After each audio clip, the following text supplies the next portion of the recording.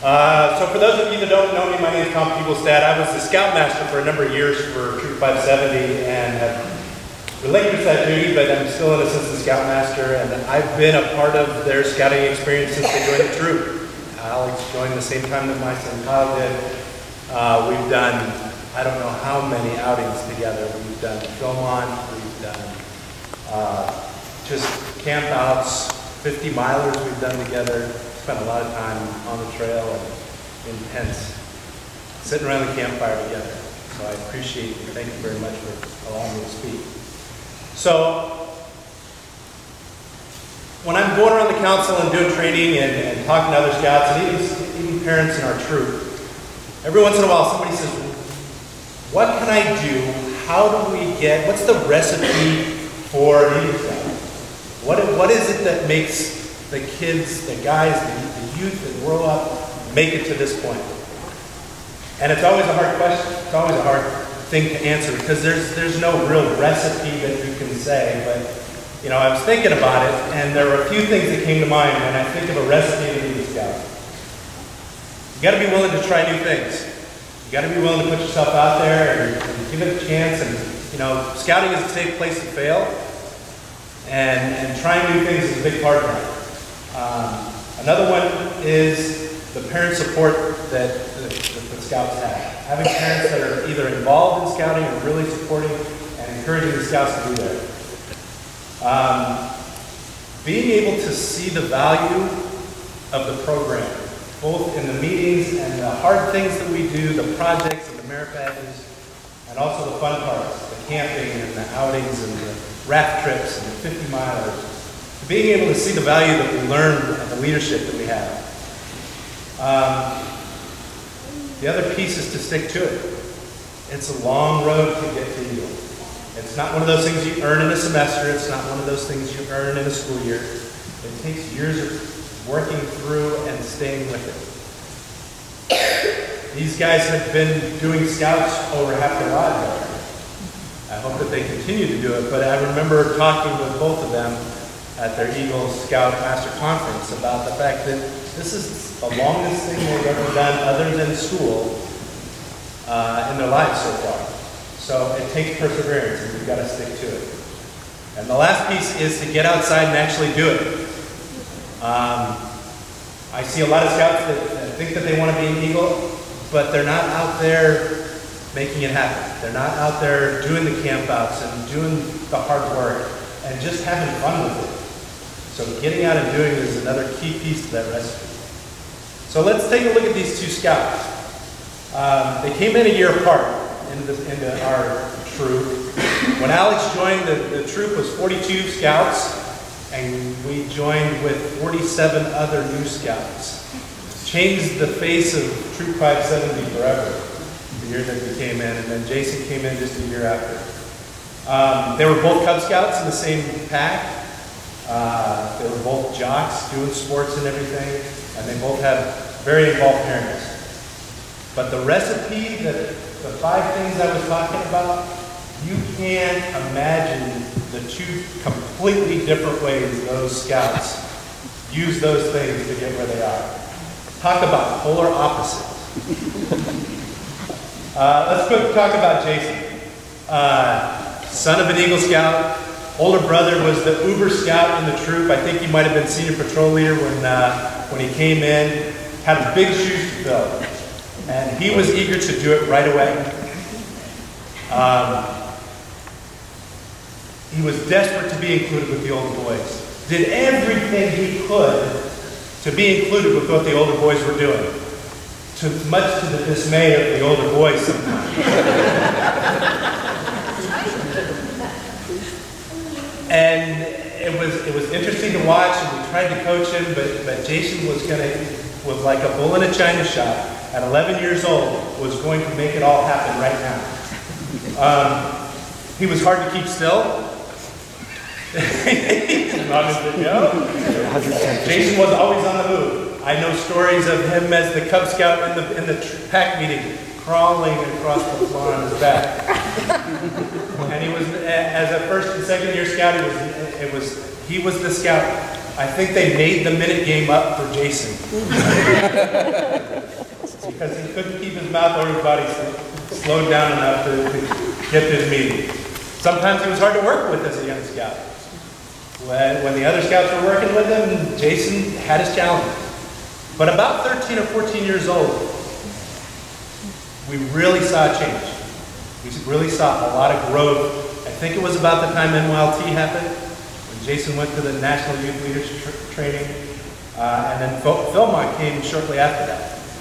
And there was a growth in Jason that some of us didn't even expect. It was an honor to watch.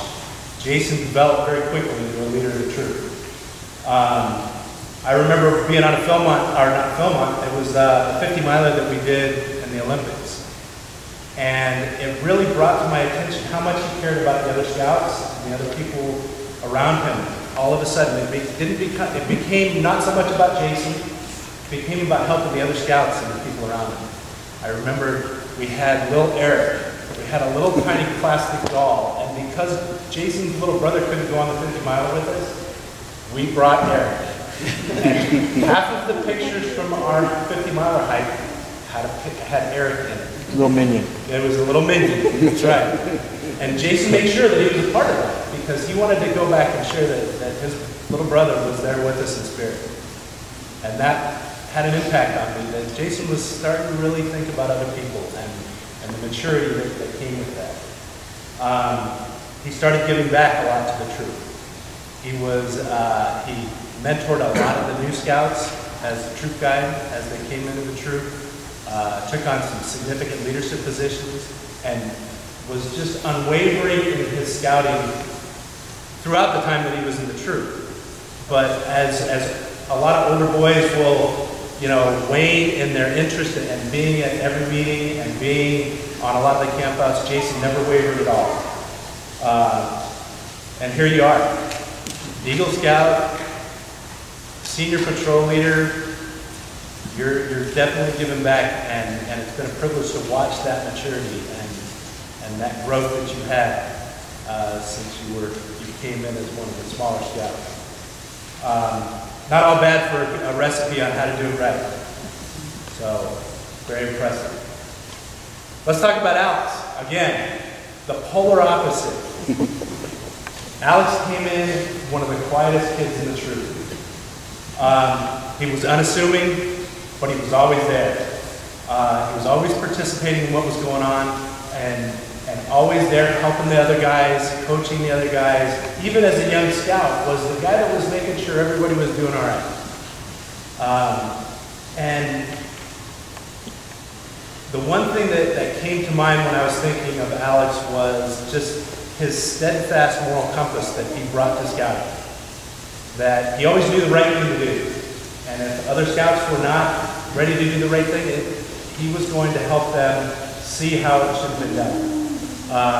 Whether it was collecting Christmas trees or helping the younger scouts or being on a camp out and doing service projects and that kind of thing, Alex was the guy who always knew the right thing to do. But Alex had another passion as well.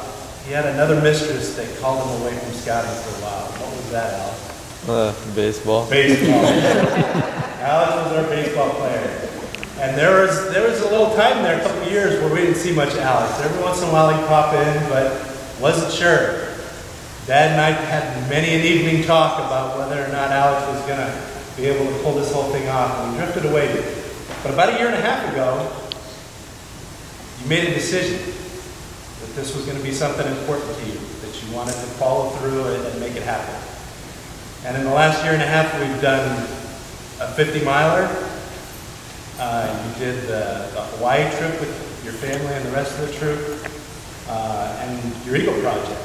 So Alex came back strong, and that's not hard. That's not easy to do. That's a hard thing to drift away from the troop, drift away from the people that are involved, and then come back strong enough to the way that he did.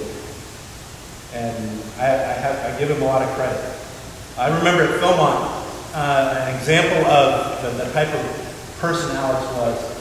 He was 14 years old. He was one of the younger scouts on our 85-mile backpacking trip in New Mexico. And whenever someone was struggling, this 14-year-old skinny little guy was the first one to take the weight out of someone's backpack. He was the first guy to make sure that everybody was getting what they needed. And he would pack his backpack and string things on the outside and do whatever he could to make sure that we were a success as a team. It's interesting to note, we were talking just the other night at my house that we had 8 scouts on our Philmont trek. And you and Kyle in a couple weeks will be 7 and 8. So all 8 of the boys that went on that Philmont trek have made Eagle. And that's really cool. That's neat to see.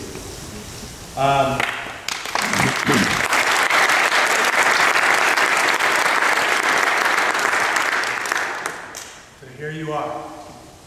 Completely different road. Same recipe, right? Same key things that happen. One of the common keys of this success is family. All through the program, they did Cub Scouts together, they did Boy Scouts together. Their families have been involved in the same unit for, gosh, the last, 11, 12 years, right? It's been a long road. Denise and Joanne, I want to thank you both. From Alex and Jason and myself for allowing them to participate in my journey and the journey that we had together, the values that we've enjoyed through scouting, and everything that has become available to us. You guys have supported everything that we've done together. You've been there, the whole time, allowing me to run off with your guys and just make the most out of the scouting experience that we could. So thank you both very much. Mark and Paul, the boys and I thank you. You've been my cohorts in crime. You've been my compatriots through the fun times and the really hard times. Thank you for the journey that we've had together, and I hope to continue. We've done a lot of miles together. I was counting up, Alex. We've done over 200 miles on the trail together. And Jason, I know that you and I have done almost 100. So thank you for those times. These are highlights of my life, the memories that I'll cherish forever I spent with those families right now. But Philmont is one of those things that people ask, well, is that the key? Is that one of those things that you've got to do in order to get Eagle? And Philmont's not the magic pill. But I talked about what that recipe looks like. What is it that makes scouts and families successful? Try new things, stick to it. Parents who are supportive and participating in the program, that you can see the value of everything that we do in Scouts, and just get out and do it. The mix is always different. That recipe looks different. These two gentlemen are the epitome of different ways to mix that up and make it happen. The road takes different journeys, but the ingredients always make one of these. You put it all together, and this is what you get. So thank you.